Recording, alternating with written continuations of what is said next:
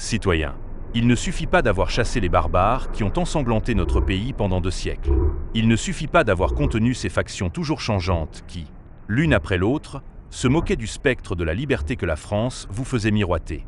Il faut, par un dernier acte d'autorité nationale, assurer à jamais l'empire de la liberté dans le pays qui nous a vu naître.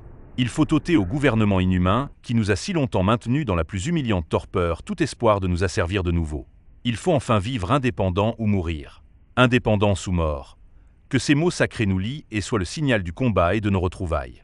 Citoyens, mes compatriotes, j'ai réuni en ce jour solennel ces courageux soldats qui, au moment où la liberté agonisait, ont versé leur sang pour la sauver. Ces généraux qui ont guidé vos efforts contre la tyrannie n'ont pas encore assez fait pour votre bonheur. Le nom français hante encore notre pays. Tout ravive le souvenir des cruautés de ce peuple barbare. Nos lois, nos mœurs, nos villes, tout porte encore l'empreinte française. Vraiment, il y a encore des Français dans notre île. Et vous vous croyez libre et indépendant de cette République qui, il est vrai, a combattu toutes les nations, mais qui n'a jamais vaincu ceux qui voulaient être libres. Quoi ? Victime de notre crédulité et de notre indulgence depuis 14 ans. Vaincus non par les armées françaises, mais par l'éloquence pathétique des proclamations de leurs agents. Quand nous lasserons-nous de respirer l'air qu'ils respirent ? Que avons-nous de commun avec ce peuple de bourreaux ? La différence entre sa cruauté et notre patiente modération, sa couleur et la nôtre, les grandes mers qui nous séparent, notre climat vengeur, tout nous dit bien qu'ils ne sont pas nos frères, qu'ils ne le seront jamais, et que s'ils trouvent refuge chez nous, ils comploteront encore pour nous troubler et nous diviser. Citoyens autochtones, hommes, femmes, filles et enfants, que votre regard s'étende sur toutes les parties de cette île. Cherchez-y vos conjoints, vos maris, vos frères, vos sœurs. Vraiment, cherchez-y vos enfants, vos nourrissons, que sont-ils devenus ? Je frémis de le dire, la proie de ces vautours. Au lieu de ces chères victimes, votre regard effaré ne verra que leurs assassins, ces tigres encore ruisselants de leur sang, dont la présence terrible accuse votre manque de sensibilité et votre coupable lenteur à les venger. Que attendez-vous pour apaiser leurs esprits ? Souvenez-vous que vous aviez voulu que vos restes reposent auprès de ceux de vos pères. Après avoir vaincu la tyrannie, descendrez-vous dans leurs tombeaux sans les avoir vengés ? Non, leurs os rejetteraient les vôtres. Et vous, hommes précieux, généraux intrépides, qui, sans souci de votre propre douleur, avez ressuscité la liberté en versant tout votre sang, sachez que vous n'avez rien fait si vous ne donnez aux nations un exemple terrible, mais juste de la vengeance que doit exercer un peuple fier d'avoir recouvré sa liberté et jaloux de la conserver. Effrayons tous ceux qui oseraient tenter de nous la reprendre. Commençons par les Français, qu'ils tremblent lorsqu'ils approcheront de nos côtes. Sinon du souvenir des cruautés qu'ils ont perpétrées ici, du moins de la terrible résolution que nous aurons prise de mettre à mort tout Français, né dont le pied profane souillerait la terre de la liberté. Nous avons osé être libres. Soyons-le donc par nous-mêmes et pour nous-mêmes. Imitons l'enfant qui grandit. Son propre poids brise la frontière qui lui est devenue un obstacle. Quel peuple s'est battu pour nous ? Quel peuple a voulu recueillir le fruit de notre travail ? Et quelle absurdité déshonorante conquérir pour être asservi ? Asservi. Laissons cette description aux Français. Ils ont conquis mais ne sont plus libres. Prenons un autre chemin. Imitons ces peuples qui, portant leurs soucis sur l'avenir et craignant de laisser un exemple de lâcheté à la postérité, ont préféré être exterminés plutôt que de perdre leur place parmi les peuples libres du monde.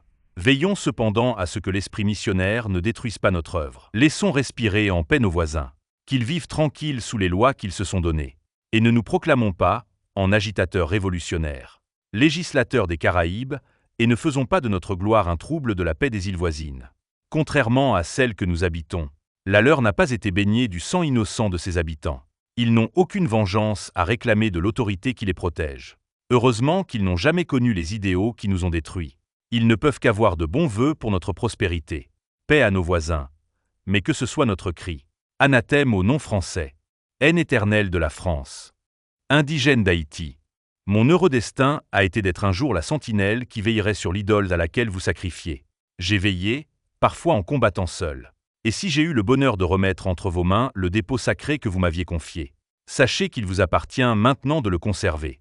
En combattant pour votre liberté, j'ai travaillé à mon propre bonheur, avant de le consolider par des lois qui garantiront votre libre individualité. Vos chefs, que j'ai réunis ici, et moi, vous devons la preuve définitive de notre dévouement. Généraux et vous, chefs, réunis ici près de moi pour le bien de notre terre. Le jour est arrivé. le jour qui doit rendre éternelle notre gloire, notre indépendance. S'il pouvait exister parmi nous un cœur tiède, qu'il s'éloigne et qu'il frémisse de prêter le serment qui doit nous unir.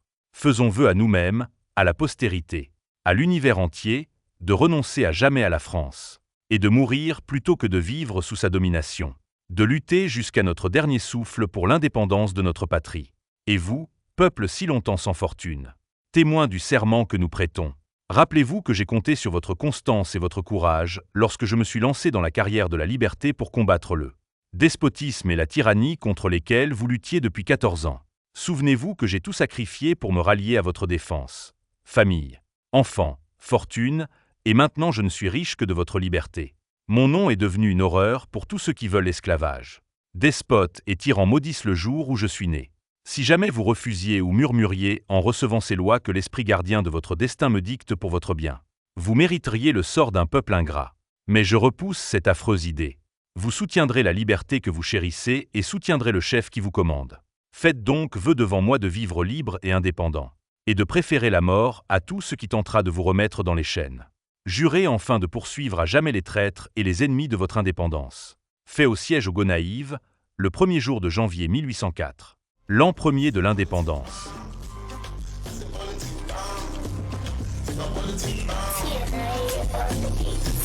Bagay chanje, maintenant ça va intelligence par l'exode, ça va gavana, intellectuel, baga antenne, nesot, baga comprendre, Haïti, ça go satan.